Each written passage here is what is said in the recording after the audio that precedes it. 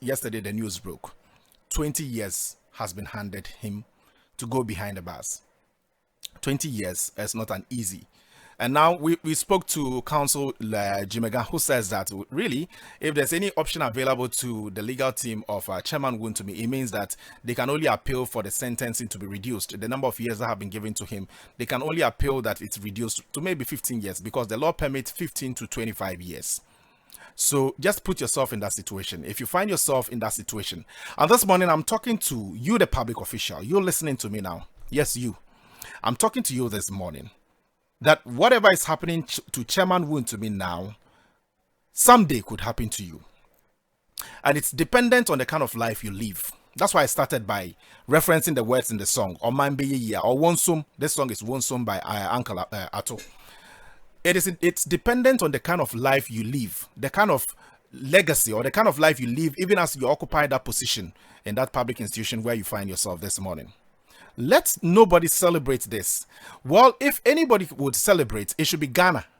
It's a victory for Ghana in terms of the fight against corruption or the fight against illegal mining, But let no individual celebrate what has happened to Chairman Wontumi. Nobody should celebrate. Don't celebrate the downfall of a man. And the Bible even talks about it. Even your enemy, you don't celebrate their downfall. This morning, you, the government official in that state institution who has been given the mandate to man that institution for all these years, I'm talking to you that whatever has happened to Chairman Wontumi could someday happen to you. It means that you need to conduct yourself very well, properly, in a way that someday if a new government comes into power, you are not targeted. A few days ago, I was having a conversation with one of the MPP communicators who appear on our show every now and then. And I'm talking about Mr. Prinsefa, who says that, look, the kind of politics I do is not the kind of politics where you would have an issue with me. I want to be without blemish. But of course, it's sometimes difficult to be without blemish. But you can strive. I'm talking this morning about corruption. Today, you may be celebrating that, oh yes, we are seeing Chairman Wontumi thrown behind bars and it's victory. It's as though you are personally celebrating his downfall. But mind you, once you also occupy a public space, there's definitely going to come a day of accountability. And so it is incumbent on you to give a good account of yourself. The Public Accounts Committee, especially this time round, I'm talking about where we have the leaders like Atamils of Blessed Memories brother, Mr. Atamils, Samuel Atamils, the Member of Parliament for Komende Dine Guafo, and then the former Deputy Finance Minister, Abinai Sari. On it, I think they are doing some great stuff there, some good job there. Look, you don't appear there and you are unprepared and you think that it's going to be business as usual. That's just a tip of the iceberg in terms of what will happen to you if you get yourself locked in corruption-related activities. This morning, even as I'm speaking with you, whoever is listening to me, I don't care whatever you are thinking in your minds. You may be telling me that, oh yeah, you are a young guy, who are you to advise us? Well, I may be young compared to you. The number of years I've spent on this earth may be younger, or maybe lesser compared to yours. But I think that I've gotten to a point in my life where I can also profess some suggestions to you in terms of how you can carry out yourself in the office that you are occupying this morning. And this morning, I just want to remind you that there is definitely going to come a day of accountability. So for all of those of you who think that, well, I helped my party come into power and so it is now time for me to make money, and by virtue of the fact that I've been given a certain position within a government agency, it is now time for me to make all the money. Please be reminded that the day of accountability is nigh. The day of accountability is close than you see it. Don't think that it is so far from now. No, it is not. It is very close to you. And that day will surely come. You think you are doing stuff at that office that no one is seeing. And so, well, once no one is seeing, let me dip my hand into this coffers and do whatever I'm doing. You've forgotten that the monies that you are dipping your hand into belongs to the state. It belongs to the state. It doesn't belong to you. It is not for you as an individual. And so when we find some of these folks that we lived with, we grew up with, and all of a sudden they join politics and they are showing off and what have you, they are showing the big cars and what have you. Oh yes, it's good. It's good to be. I'm not against you being prosperous in life. It's good. I understand. It's good. But I'm just saying that be cautious. Be mindful that you are not dipping your hand where you must not dip your hand. Because that day of accountability is certainly going to come. And when that day comes, it is just going to be you and the law and what the law says. And when someday, or if someday you are thrown behind bars, it is just you. I'm not going to go behind the bars with you. I can only come here every morning and remind you of your duty as a state official, as a public servant. The duties that behove on you is what I would remind you of. Now, haven't we had a lot of investigations done in this country about some corruption-related issues happening within state institutions and what have you? A lot of them. A lot of them.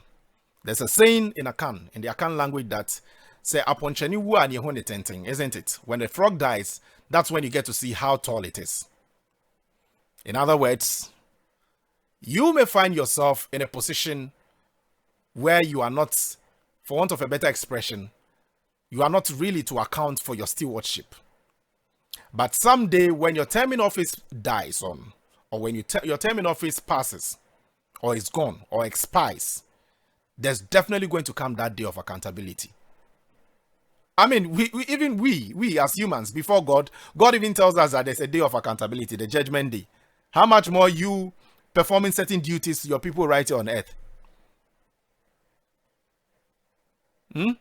How much more that you find yourself occupying a government institution this day, and you think that that day is not going to come where people will get to know. So you see, I have had issues with the conversation that, look, and it's something that has become normal. This morning on my way to the office, I was reflecting on a number of things. Some of my colleagues tell me that it is about time you join politics. And you know, when you join politics, you make money. The mindset with which we even venture into politics is bad in the first place. But you see, I don't blame all of these folks. I don't blame them. Because that's the kind of system that has been made for us. You need to join a political party, fight for the political party, insult political opponents. Yes, you insult them. And someday when your political party comes into power, you are rewarded. You are given a big position. Now you are taken to occupy a certain position in a state institution that you know next to nothing about. But because of the fact that, well, you think that it is about time for you also to make some money for yourself, let me occupy that position. And you go there and you run that public institution aground. Don't we have a lot of, and Doc would bear me witness, we've had a lot of discussions on this platform where we call out or we talk about the conducts, whether or not some of these MMDAs or MMDCs meet the requirement to even become MMDCs. A lot of them do not even understand their mandate. They don't. But because of the fact that, and even, look, listen to them when sometimes they talk. When sometimes we engage them, the kind of bad grammar they speak. But because of politics, you've been given that position. Well, someone can argue that it is not grammar that, you know, the person occupying that position would be leading or would be manning that position, that office with. It is not grammar. It is about the competency of the person. Yes, it is indeed about the competencies of the person.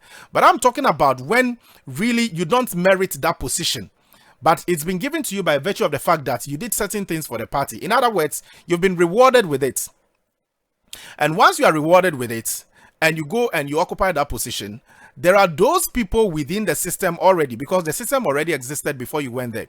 There are those people within the system already who understand the system better than you.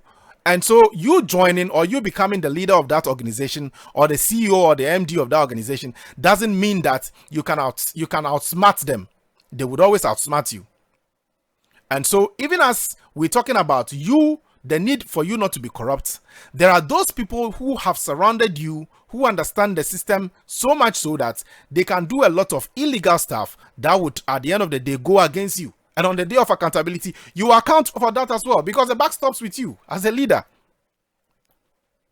So I'm here this morning just to remind you, you're listening to me now, in that public office, in that organization, that state organization, listening to me. Yes, you. It is you I'm talking to. Yes. I know you're asking yourself, it is you. I'm just reminding you this morning that don't laugh at the downfall of your enemy. Don't jubilate when your enemy falls. Once your enemy falls down, in the Akan language, they say, "Se obi abodwe si ehia, no we sensu e de si wo de ho." So the beard of your folk or your friend is burning, and you will not advise yourself, you need to take a cue, fetch a water, and place it by yours. In other words, what is happening to your friend now, you need to take a cue from it so it doesn't happen to you. Well, I've heard some MDC folks also advise his own people. I think the likes of Abraham Amaliba and co have said that, look, to government appointees, you need to conduct yourself well. And I'm excited about the code of conduct that was outdoored by President Mahama to help these state officials conduct themselves well within the law. And to a large extent, I think that it's very much played a role in why we are not seeing the scandals that used to be the case in the past. Because each state official, each government appointee wants to conduct himself in a manner that he or she wouldn't be used as a scapegoat. So this morning, I'm only here to remind you that you have a duty, and your duty is to serve your country. First of all, you are serving God and you are serving your country. And the rewards will come thereafter. But if you have it at the back of your mind that you are going to occupy this position and amass wealth for yourself, be reminded, the day of accountability is close. It's very, very close. And no one knows when that is going to happen. Just as no one knows when our Lord and Savior is going to come. Good morning. This is a piece of my mind. Let me invite your comments as regards the issues that I've shared with you this morning via the studio line 0302208080. 0302208080 is the line you can call to share what you think as far as these issues that I've shared with you this morning is concerned. 0302208080 is the line. It's activated now. Let me get onto the phone lines here. We have the first caller. Hello, good morning. Hello, good morning. Boss, your name and where are you calling from? So my name is Seth. I'm calling from Seth. Seth, let me hear you. Yeah, Mr. Charles, you raised the point. But the only one aspect I was disagreeing with